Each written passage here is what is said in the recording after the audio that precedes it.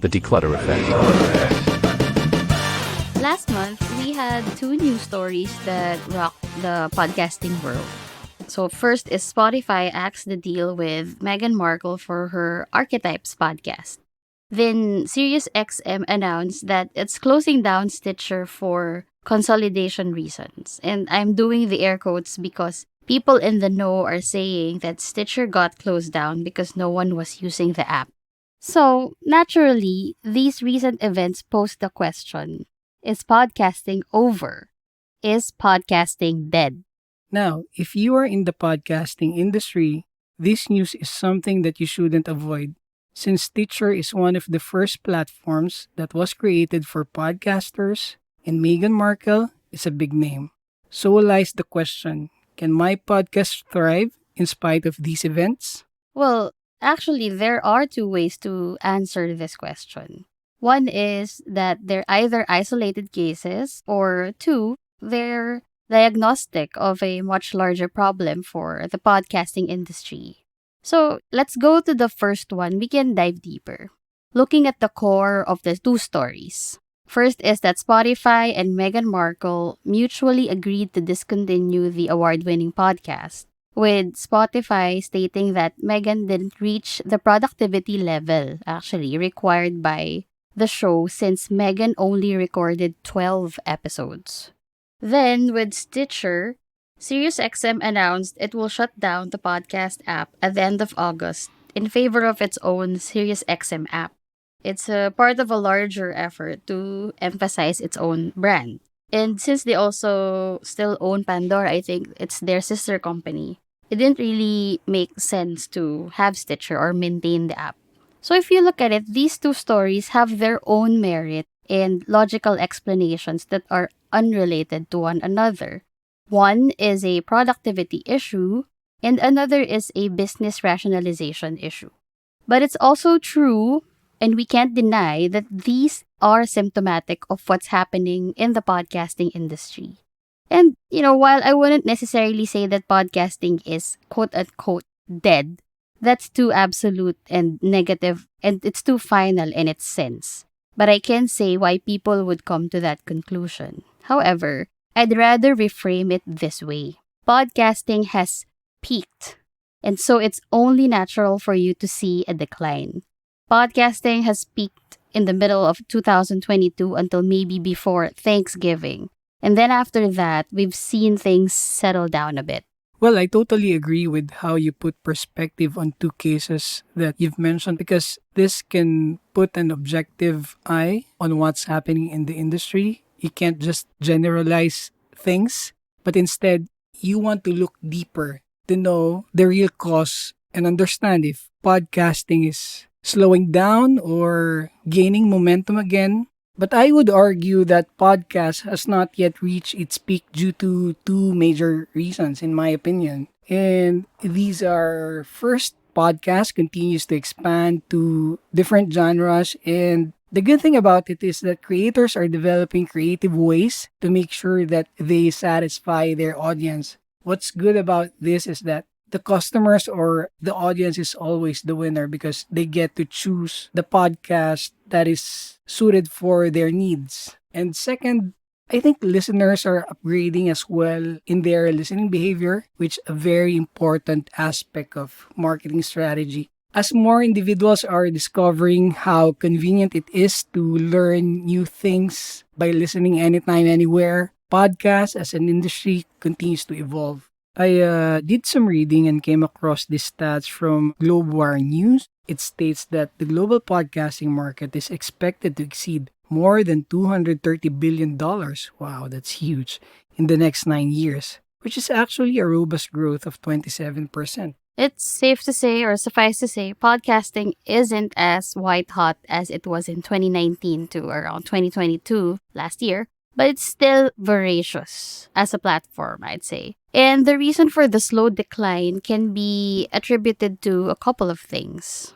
One is that during the pandemic, podcasting, like any platform, actually experienced an unusually huge bump in both podcasters and listeners alike, because everybody was stuck at home brands and businesses had to find a way to reach their audience online. And unlike YouTube, podcasting actually has a lower barrier to entry since you can just have a mic and a laptop. You can roll out of bed and then record an episode. You can talk about anything that excites you, have people on your network as guests or experts, right? And they can come on your show, record via Zoom, and voila, you have an episode. So it really brought so much excitement to the field. And of course, advertisers ate that up. They saw the platform as a gold mine, so big brands went in and sponsored shows. Celebrities had to have their own show. Even influencers in other spaces who already had potentially huge following, they started their podcast around this time. So the user base just exploded. Speaking of low barrier to entry, business owners should be quick to capitalize on the opportunity for a cost-efficient way to advertise. As a small business owner, I think it possesses a lot of potential to advertise your brand or your product in case you want to, at least to a certain level, reach your target audience.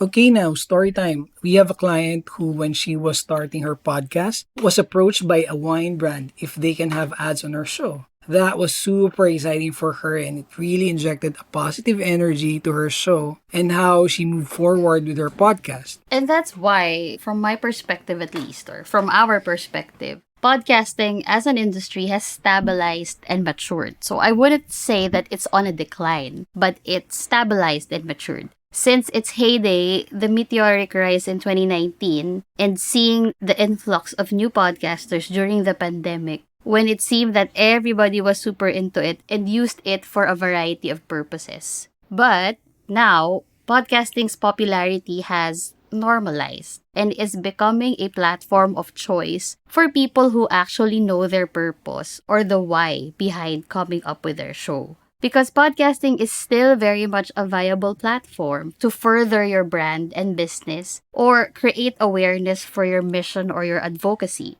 We had a client for rebranding just recently, and one of the fastest ways to create content for him was through having his own podcast or vice versa, guesting on other people's shows.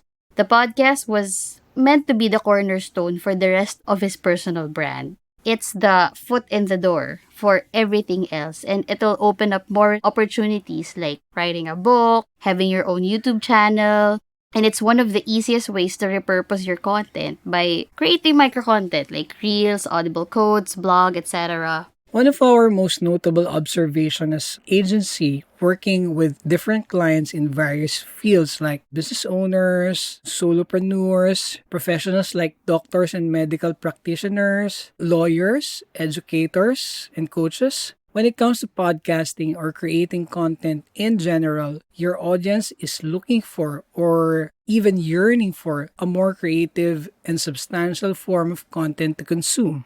So, is podcasting dead?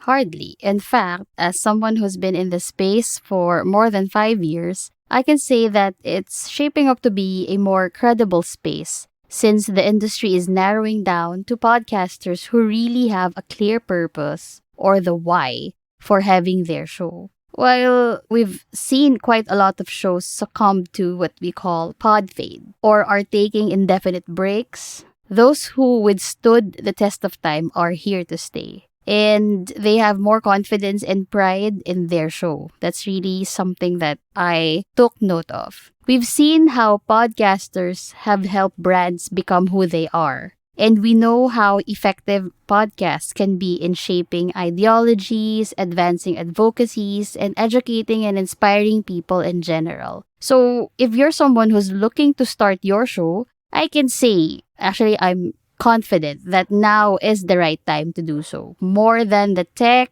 and the promotion and all the bells and whistles, getting clear on your why is the most important aspect if you want to start doing your podcast, because everything else will just flow from there.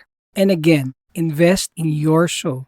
You need to make the effort to come up with more creative and appealing ways to express yourself and get your message out to your audience to avoid getting lost in the sea of, I think, more than 2 million podcasts out there today. And it's definitely increasing every day as we speak. So, I think it's important for those who want to venture to podcast. They must be intentional in planning to set things right from the beginning. Brainstorm and enjoy the process of conceptualization. You can invite your friends or your family member or even your workmates or those people close to you and pitch them your ideas. Or better yet, talk to a production team or service provider to take it to another level and you can see your growth potential. Ride that excited energy and reserve some for a long commitment to content creation ahead. If you want to know how to invest in your show and, create your own podcast, reach out to us. We're more than happy to brainstorm.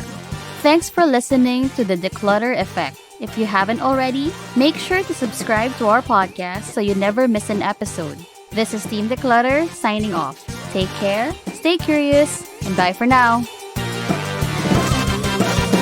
Dklutr Effect.